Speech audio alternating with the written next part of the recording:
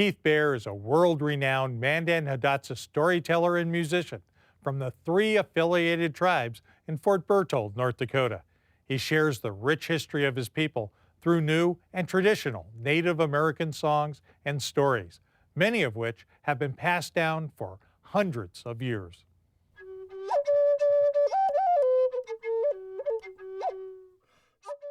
I started telling these stories to my children. These are stories that I heard as a child as I grew up.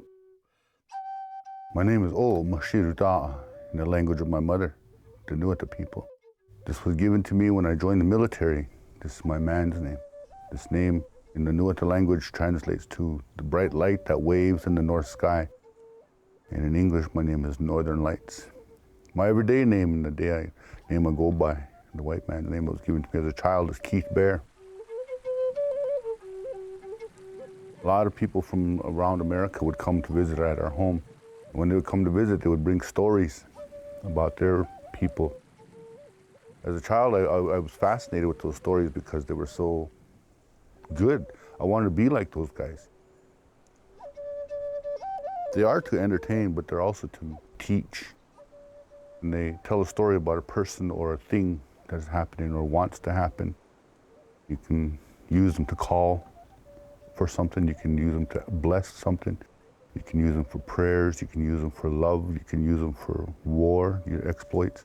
So when I would tell these to non-Indian people, trying to describe it, using the war club, it's not just a rock and a stick. This is a grandfather. This rock is somebody who has been here forever.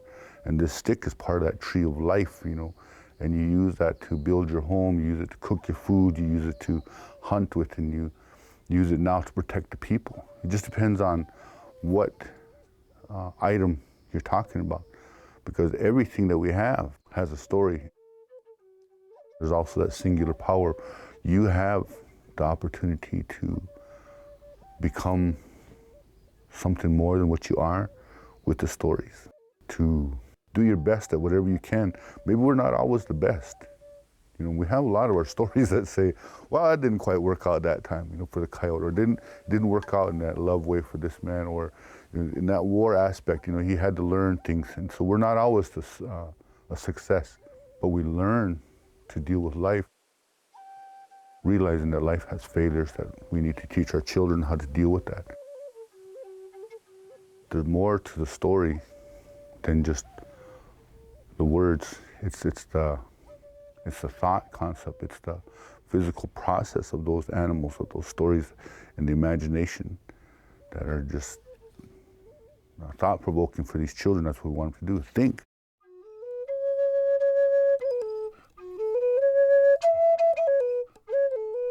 Here along the Great Smoky Waters, today it's called the Missouri River. We, the Nuata, we have always lived here. We have lived here for many generations, and over those generations, we were known far and wide as generous people. We were known far and wide as those who have the best gardens. And so they would come from the north, the east, the south, and the west, and they would gather here along the shores of this great river. And when they came, they would bring things from the mountains that we don't have. They would bring things from the north that we don't have, the south and the east. Here they would gather. When they would gather, there would be good trading, and there would be good songs, and there would be lots of good dancing. And many relatives were made, and a lot of children came the next year. So when these people come, everybody gathers. We may have been enemies last week, maybe last month. But when they come, they raise their hand, and they come in peace. We have set aside our differences. And there was a time when this young man, he lived there in the village, and they knew what the people, and his name was Turtle. He was raised by his grandparents because his mother and father had left this world. And this child was a little bit slow, and they called him Turtle because he would just lay there and looked with those big, beautiful brown eyes. And he was always quiet, just like a turtle. And so they taught him. The uncles would take him and show him how to make a bow. The grandfather took him and showed him how to hunt. The grandmother showed him songs and things about how to make moccasins and how to make good things. The uncles and those who taught him the ways of war and the ways of men, they taught him very well. And as he grew, he became known for his generosity. When he went hunting, he always brought back things for those men that had been injured in war. He gave things to those women who had children and no man. He gave things to the elders who had very few to hunt for them, take care of them. But he always provided for his grandparents, who did a very good job of raising him. Someone is coming, they said. There are many horses coming, prepare yourselves. They didn't know to prepare for battle or for war or for friendship. We always were ready to fight. And so we were ready when we heard them coming over the hills, and as they brought all those horses, they were singing the song, the Zubushka horses. They were singing songs of those horses about how they danced and how they were beautiful in the sunlight. And as they came into the village, the people were happy. It was like thunder upon the ground, and all that dust was flying. And in the middle of that dust, there was one beautiful voice that he heard. So Turtle, he watched as those horses went by and the dust cleared a little bit, and he saw the long flaxen hair, just like a raven's wing, just dark and beautiful, blue, shining. And the voice that came out was just beautiful. And it found a place in his heart. That night, that's all he could think about. And that night he said, all through the night I have dreamed of you. And all through the night you have been my dream. I woke this morning and I sat upon the hill and I waited for you to bring sunlight into the day. As I sat, I twisted sweetgrass with the flowers that grow. When you kept from your lodge and you stepped upon the earth, the sun began to shine. The birds began to sing. The butterflies began to dance and my heart began to pound. When you walked towards me, I wanted to say beautiful things to you. But when I looked into your eyes, I became lost. My mind was like a cloud. I could not think, and my tongue was so thick I could not speak. I lowered my eyes to the ground and I raised my hand with this bracelet. And you took it from me as you walked past. And I turned and I looked after her and I said, there goes the light of my life. There goes the source of my desire. There goes the woman of my dreams. And all through the night I've dreamed of you. And all through the night I shall dream of you again. One morning he took that chance when he seen the brother taking the horses to water. He crawled through the grass. He crawled up behind her and he got close enough and he took a stick and he poked her in the ankle and she lifted her ankle and she said, what are you doing here? Don't you know my brothers will beat you? What are you doing here? He said, I had to find out your name. Don't you know that they're going to kill you? He said, death would be sweet. I have to know your name. She said, my name is Pretty Crane. And you look just like a turtle in the grass. And he said, that's who I am. I am Turtle of the Nuota people. And several times they met like this down by the river.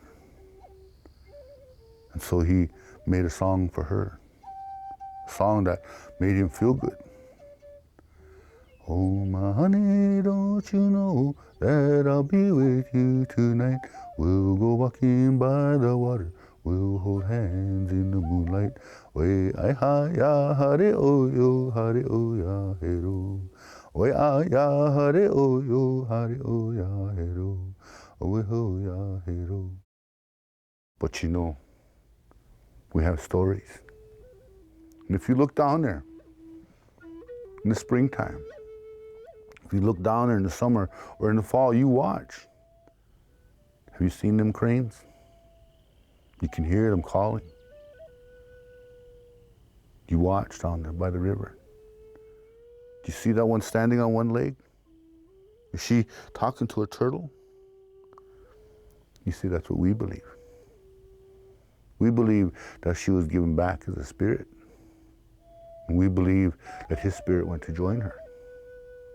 And they were put back on this earth to inspire a young man. Take your time. Have a strong heart. Her voice gave beauty to the earth. Her love gave strength to a man. And so that's the way it was long ago.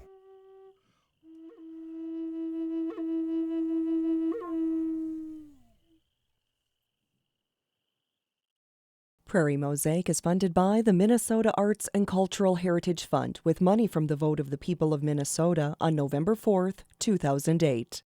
The North Dakota Humanities Council, a nonprofit, independent state partner of the National Endowment for the Humanities, the North Dakota Council on the Arts, and by the members of Prairie Public.